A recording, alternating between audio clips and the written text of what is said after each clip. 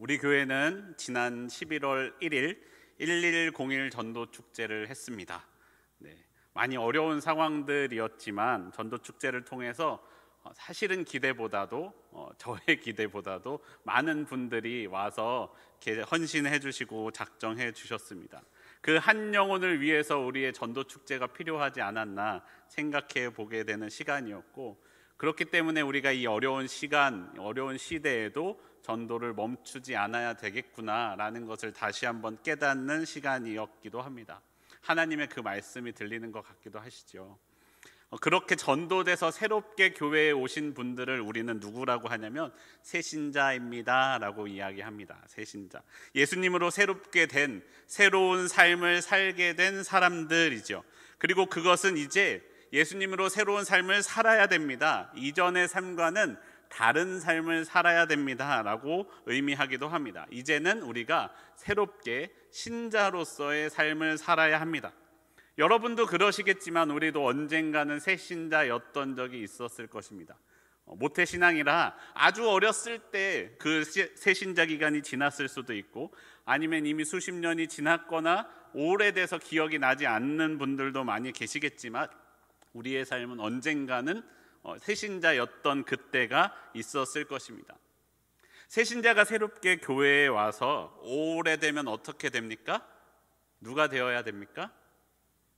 헌신자가 되어야 돼요. 새신자가 오래되면 헌신자가 되어야 합니다. 새신자는 헌신자가 되어야 됩니다. 그것이 예수님으로 새로운 삶을 계속해서 예수님과 함께 살아가는 사람의 삶인 것이죠. 혹시 여기에도 계신지 모르겠지만 여러분, 요즘 젊은 사람들 중에 신발을 모으는 사람이 있습니다. 신발, 한정판이라던가 특별한 컨셉이나 특별한 기능, 특별하게 예쁜 신발들을 모아서 벽에다 전시하는 것을 좋아하는 사람들이 있습니다. 신발을 모은다. 사실은 저는 이해가 가지 않지만 그런 사람들이 꽤나 많이 있더라고요. 근데 그 신발을 모으는 사람들 중에서 고민이 무엇냐면은, 이 신발이 아무리 새 신발을 한 번도 신지 않고 벽에다 장식만 해두어도 이 신발이라는 것은 시간이 지나면은 그 신발의 어떤 소재들이 안에서 낡아서 무너지게 되어 있대요. 한 번도 안 신었던 것도 오래 묵혀두었다가 새롭게 신게 되면 신발의 소재가 다 무너져서 신을 수 없는 신발이 되어 버린다고 해요. 이것을 그들 표현을 가수분해된다라고 하는데, 가수분해가 진행이 되면 신발을 신었을 때 중간이 주저앉아 버려서 이건 더 이상 신지 못하는 신발이 되어 버립니다.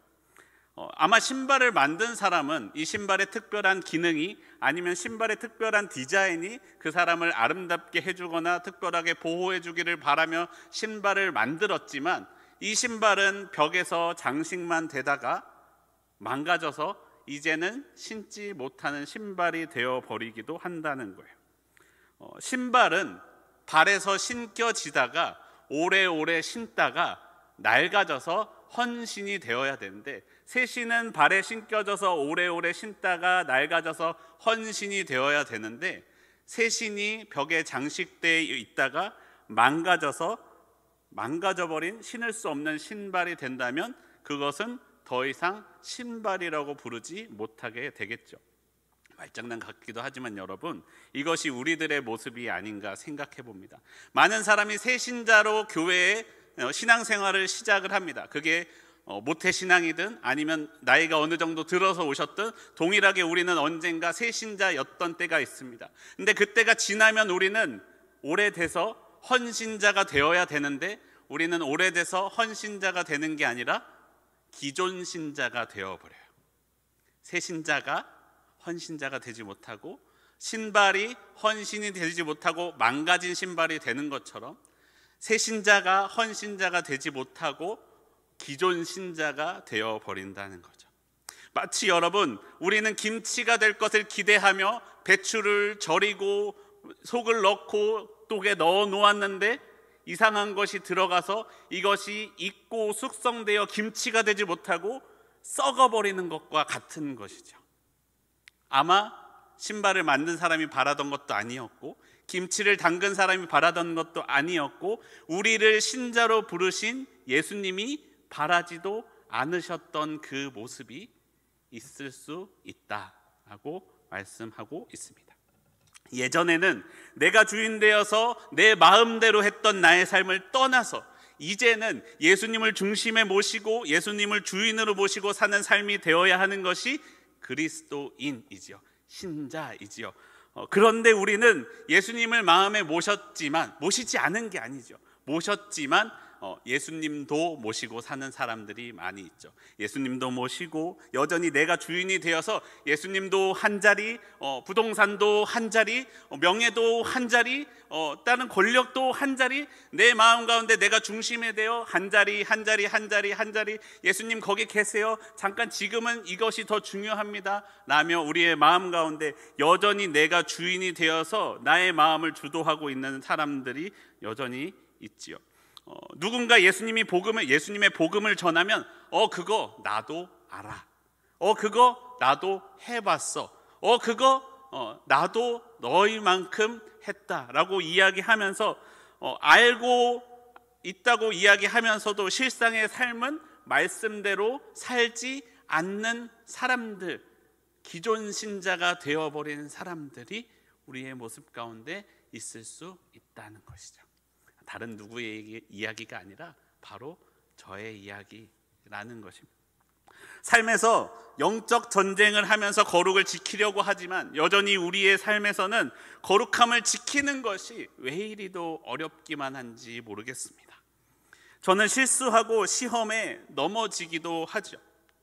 감사해야 한다는 것 모르는 것이 아니죠. 알고 있는데 감사해야 된다는 것 알지만 우리의 입에는 감사보다는 불평이 더 가깝고 말씀을 묵상하지만 말씀보다는 내 삶에서 지속적으로 영향을 끼치는 것은 말씀보다 세상적인 욕심인 경우가 왜 이리도 많은지 모르겠습니다. 그럴 때면 생각합니다. 나 잘 살고 있는 것일까? 나 진짜 하나님을 믿는 신자일까? 나의 삶을 되돌아보고 나 정말로 제대로 믿고 있는 것이 맞을까? 라는 삶을 되돌아보고 다시 고민하게 된다는 것이죠. 다른 사람들은 예수님을 믿고 이런저런 복을 많이 받았다고 간증하기도 하는데 왜 내 삶은 믿기 전과 크게 다를 것 없는 삶인 것 같아 보일까?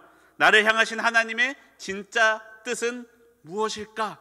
고민하며 묵상하며 사실 그들을 바라보며 슬퍼하고 있는 모습이 저의 마음 가운데 여전히 그러한 고민과 걱정 가운데 빠져 있는 경우들이 많이 있습니다. 오늘의 본문을 보면 예수님께서 사람들 가운데 나타나셔서 수많은 이적들을 보이시기 시작하십니다. 예수님이 어디론가 이동을 하시면은 수많은 사람들이 예수님을 따라갑니다. 왜냐하면 예수님이 많은 이적을 베풀어 주셨기 때문입니다. 요한복음 우리가 읽지는 않았지만 6장을 보면 6장 2절에서도 큰 무리가 예수님을 따랐습니다. 6장 2절은 이렇게 말씀합니다. 큰 무리가 따르니 이는 병자들에게 행하시는 표적을 보았습니다. 아픈 이들을 고쳐주시는 예수님의 모습을 보고 예수님에게 무언가 있는 것 같다. 예수님을 따라가면 무언가 있는 것 같다. 그래, 한번 따라가 보자 라는 수많은 사람들이 예수님을 따라가게 됩니다. 큰 무리가 몰려오자 예수님은 그들을 먹이시고 돌보시는 기적을 베풀어 주십니다. 그래서 6장 중간에 나오는 것이 우리가 잘 알고 있는 오병이어의 기적이죠. 오병이어의 기적으로 그 표적을 보여주자 사람들은 예수님이 참 선지자입니다 라고 칭하며 예수님을 따릅니다. 하지만 예수님은 그 자리를 피하십니다. 그들이 예수님을 억지로 임금으로 삼으시려는 것을 아셨기 때문이죠. 예수님은 그들을 피해 혼자 산으로 올라가십니다. 제자들은 오병이어의 기적 이후에 배를 타고 디베랴 바닷가를 떠나 가버나움으로 이동합니다. 그런데 가는 도중에 풍랑을 만납니다. 풍랑을 만나자 예수님께서 그들을 찾아오셔서 예수님께서 말씀하시죠. 내니 두려워 말아라 하시고는 배를 함께 타시고 가려던 곳에 함께 가게 됩니다. 사람들은 생각합니다. 분명히 배는 제자들만 타고 이동을 했는데 그럼 예수님은 가시지 않았으니 여기 남아 계셔야 했는데 예수님은 어디 계실까 찾다가 제자들을 쫓아서 다시 디베랴 바닷가에서 아무리 예수님을 찾아도 계시지 않자 제자들을 쫓아 가버나움까지 갑니다. 그리고 바다 건너편 그곳에서 무리가 예수님을 다시 만나게 됩니다. 사람들이 예수님께 묻습니다. 25절의 말씀에 이렇게 말씀합니다. 랍비여, 언제 여기에 오셨습니까? 이 질문은 두 가지의 뜻을 가지고 있습니다. 첫 번째는 그 들리는 말대로 언제 디베랴를 떠나 가버나움으로 오셨습니까? 하는 말씀이죠. 언제? 우리들도 모르게 우리가 보고 있었는데 분명히 제자들만 타고 갔는데 언제 배를 타고 오셨습니까? 라고 묻는 것이기도 합니다. 사람들은 아마 이 의미로 질문했을 거예요. 그런데 이 질문을 다르게 해석하면 이렇게 말할 수 있습니다. 당신이 메시아인 것 같아 보이는데 메시아이신 선생님은 언제 이스라엘 가운데 오셨습니까? 를 묻는 질문으로 들릴 수도 있죠. 메시아, 우리를 구원할 구원자이시며 구원자이신 분이시여 메시아이시여 언제 우리 가운데 오셨습니까? 왜 오셨는데 우리가 알지 못했습니까? 라는 질문으로 해석할 수 있다는 것이죠. 예수님은 사람들이 실제로 묻는 질문에 대답해 주시지 않습니다. 그것은 예수님께도 그리고 사람들에게도 사실 그다지 중요한 문제는 아니었습니다. 더 중요한 문제는 그들이 예수님을 메시아로 만나느냐 그러지 못하느냐의 문제였기 때문에 예수님은 두 번째 의미로 사람들의 질문에 대답해 주십니다. 요한복음 6장 26절과 27절에 이렇게 말씀합니다.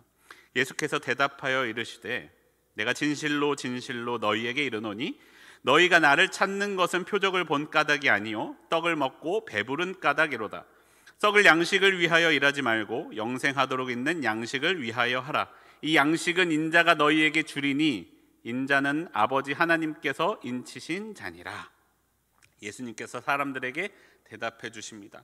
너희가 나를 찾는 것은 표적, 메시아임을 나타내주는 그 표적을 본 것 때문이 아니라 너희가 떡을 먹고 배부르기 때문인 것이 아니냐.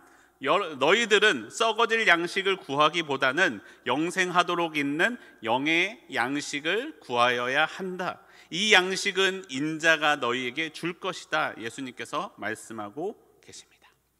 여러분, 적어도 예수님을 믿기 위해 나온 여러분이라면, 그리고 우리들은 영생함을 구하고 있습니다. 이 세상의 고통과 어려움에서 벗어나 영원하신 하나님의 나라에 그 날을 꿈꾸고 있지 않습니까? 여러분도 그러시죠? 더 이상 괴롭지 않고 아프지 않고 슬프지 않은 그 세상이 오기를 우리는 간절히 바라고 꿈꾸고 있습니다. 그것이 아직 아프고 아직 슬프고 아직 괴롭지만 이 세상을 사는 그리스도인의 삶이죠. 그리스도인의 바람입니다. 그런데 그러면서도 우리는 때로는, 아니 어쩌면 때로가 아니라 자주 본질적인 것을 놓칠 때가 있습니다. 우리가 말하는 예수님의 모습이 실제로 우리에게 보여지시는 예수님의 모습과 다를 때 우리는 그 중요한 것을 놓치게 되죠. 예수님의 모습이, 내게 말씀해 주신 그 하나님의 말씀이 나의 기대와 다를 때 우리는 예수님의 참 모습을 놓쳐버리고 말 때가 있습니다.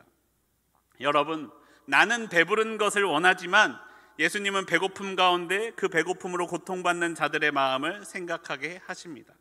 나는 내 고통이 없어지기를 기도하지만 하나님은 그 고통 가운데에서도 하나님 바라보는 법을 배우기를 원하십니다. 나는 내 슬픔이 없어지기를 기도하지만 하나님은 나와 같은 고통으로 슬퍼하는 이들을 위해 함께 울어주기를 바라고 계십니다.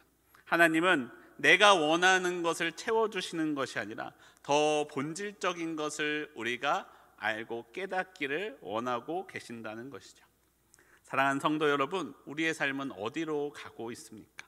내가 원하는 것, 내가 원하는 방법들로 내가 원하는 것이 다 채워주시는 하나님을 바라고 구하고 원하고 있습니까? 아니면 진정한 하나님의 나라, 예수님의 길로 인도해 주시는 분을 우리는 바라고 기대하고 귀를 기울이고 있습니까?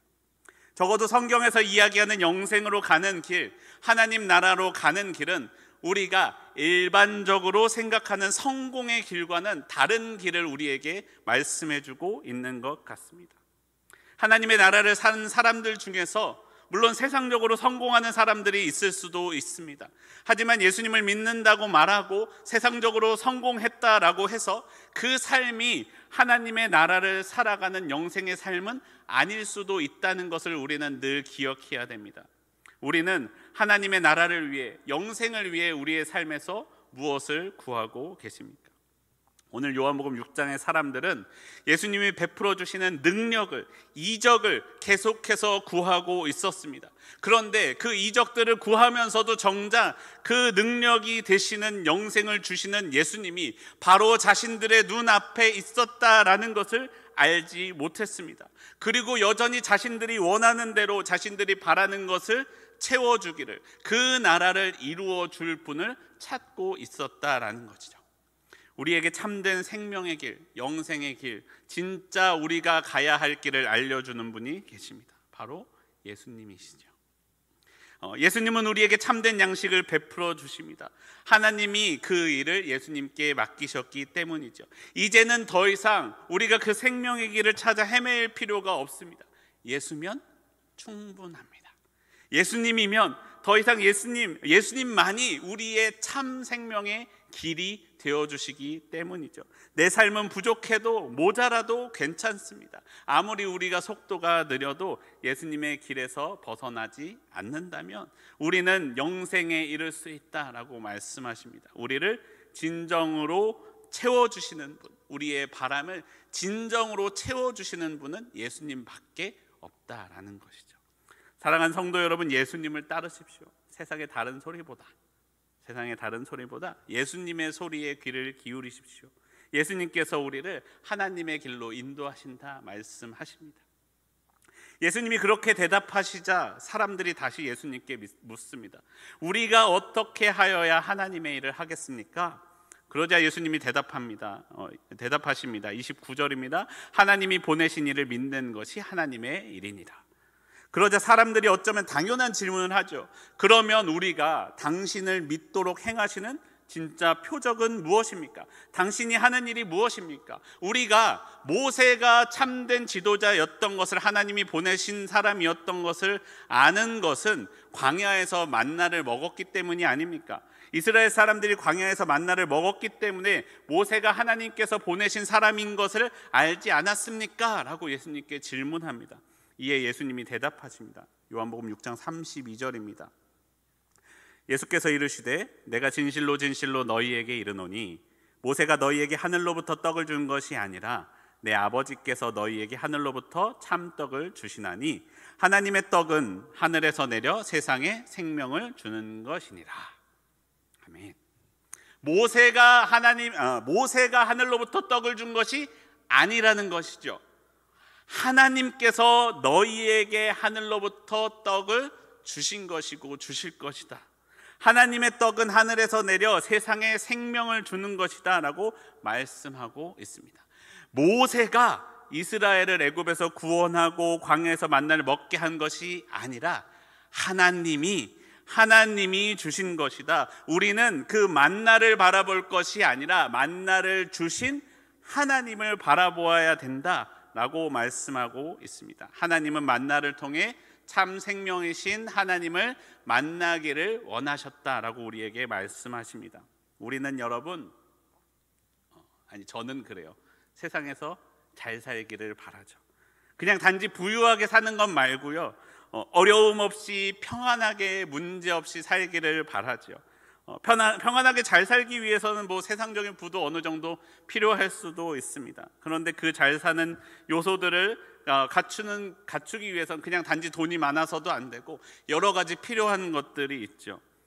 좋은 집, 어려움 없는 재정, 따뜻한 남편, 자상한 아내, 말썽 없는 자식들, 건강한 부모님, 그리고 사람들로부터 인정받는 직장, 이런 여러 가지 잣대들로 가지고 어떤 사람들에 대하여 우리는 점수를 매기고 그 사람이 너는 어느 정도 성공했구나, 너는 어느 정도 평안하구나, 너는 어느 정도 잘 사는구나 라고 사람들을 평가하고 판단하고는 합니다. 당연히 그럴 수 있습니다.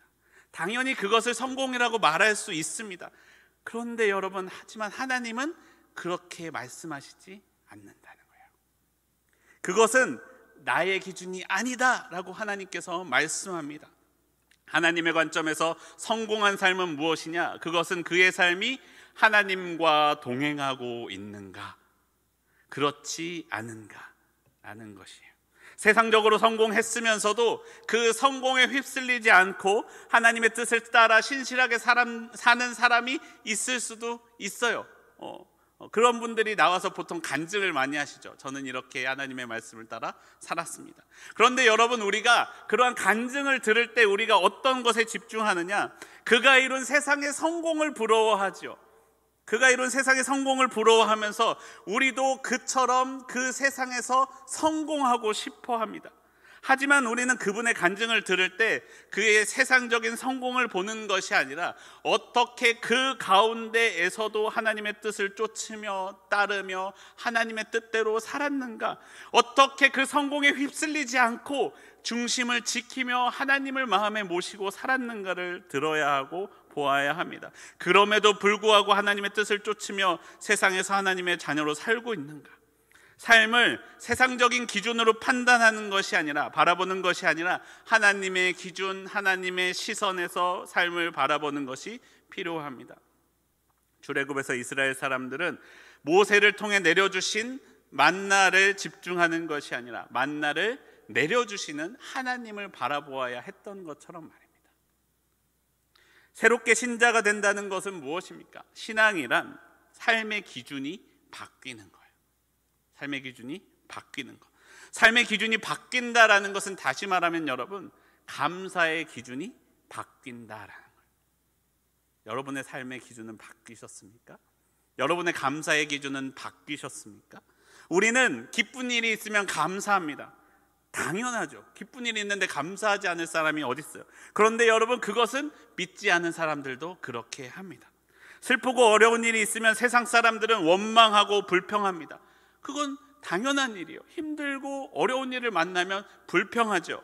하지만 하나님을 믿는 우리, 하나님은 우리에게 일어나는 좋지 않은 일들을 통해서도 하나님을 바라보기를 원하시고 그 가운데에서도 감사하기를 원하고 계십니다.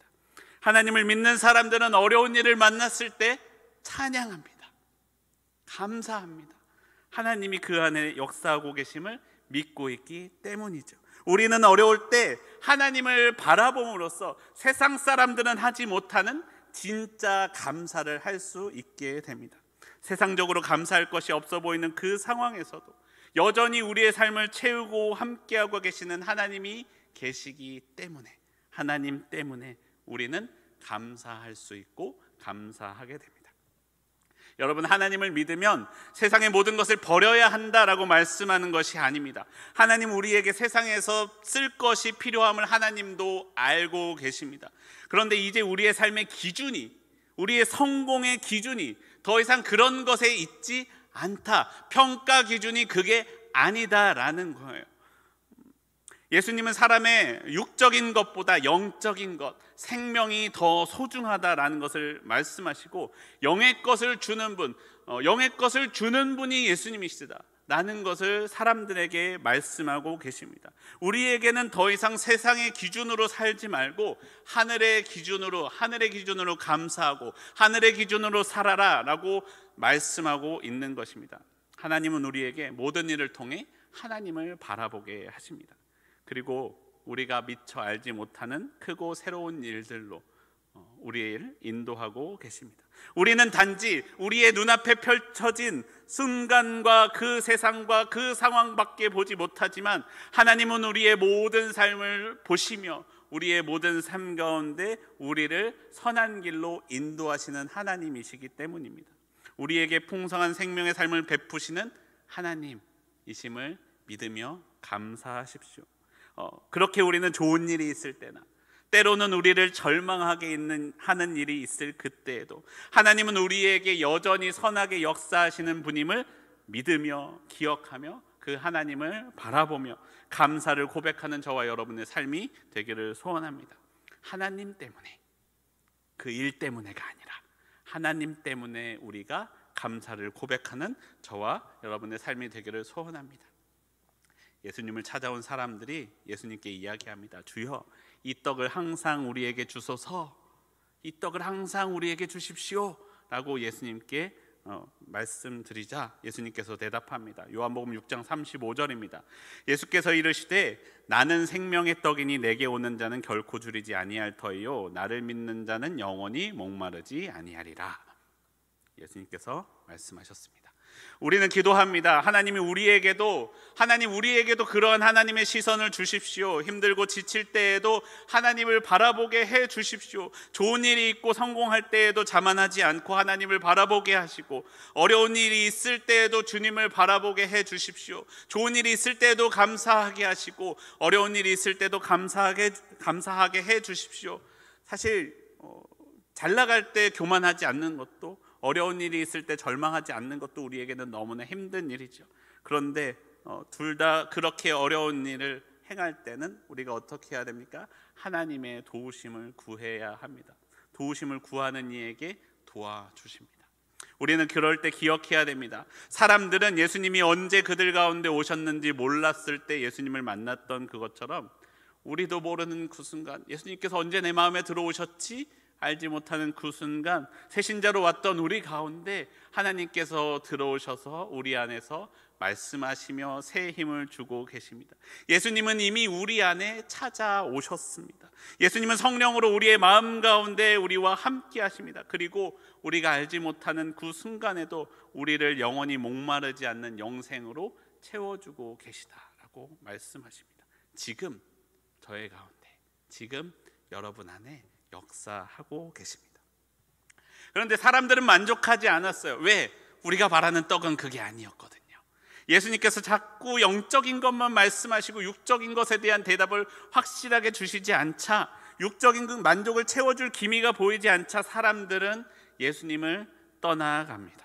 사람들은 예수님이 주시는 떡을 사람들은 예수님께서 주시는 떡을 원하지 않았습니다. 육적인 만족을 줄 것이 필요했죠. 그들은 육적인 만족을 줄 것을 찾아 떠나고 예수님과 함께 다니지 않습니다. 사람들이 떠나자 예수님이 제자들에게 물으십니다. 요한복음 6장 67절 말씀입니다. 예수께서 12제자에게 이르시되 너희도 가려느냐? 너희도 갈 거냐? 제자들에게 물으십니다. 요한복음 6장 68절과 69절에 시몬 베드로가 대답합니다. 시몬 베드로가 대답하되 주여 영생의 말씀이 주께 있사오니 우리가 누구에게 가오리까? 우리가 주는 하나님의 거룩한 자이신 줄 믿고 알았습니다 라고 대답합니다. 베드로가 대답합니다. 주께 영생이 있는데 우리가 어디로 갑니까? 우리가 어디로 가겠습니까? 우리는 예수님이 거룩한 자인 줄 알고 있습니다 라고 베드로가 대답합니다. 그러자 예수님이 대답하십니다. 내가 너희를 택하지 않았느냐? 예수님 성경에는 나와 있지 않지만 예수님이 이 말씀을 하시며 가볍게 미소를 짓지 않으셨을까 생각합니다. 그래, 내가 너희를 택하지 않았느냐? 여러분의 말씀, 여러분은 어떻게 예수님께 대답하시겠습니까? 예수님이 오늘도 물으십니다.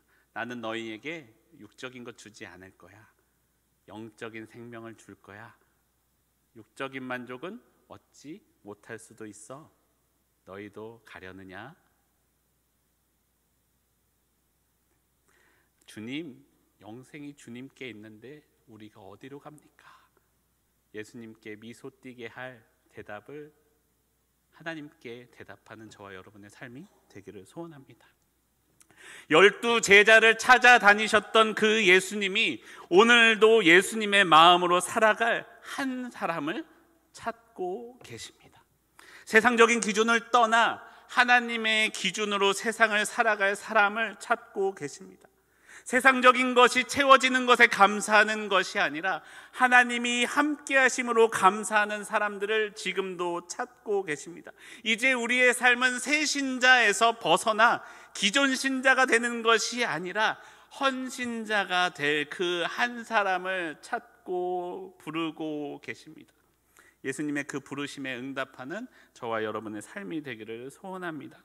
나의 마음으로 나의 생각으로, 나의 힘으로 할 수 없는 그것을 예수님의 마음으로, 내 안에 역사하시는 성령의 능력으로 대답하며 응답하며 예수님의 부름에 응답하며 예수님을 미소짓게 할 저와 여러분의 삶이 되기를 소원합니다.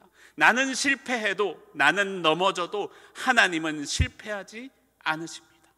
우리의 실패는 우리를 어렵게 만들 수 있지만 하나님의 구원을 무너뜨릴 수 없음을 우리는 기억해야 됩니다. 우리의 삶이 세상 보기에는 감사할 것이 없는 것 같아 보이는 상황일지라도 그럼에도 불구하고 다시 한번 예수님의 마음으로 감사를 선포하며 이 세상 가운데 하나님의 나라를 살아가는 우리의 삶이 되기를 소원합니다. 하나님의 나라에 참으로 헌신된 헌신자로서 살아가는, 기존 신자 말고 헌신자로서 살아가는 우리의 삶이 되기를 소원합니다.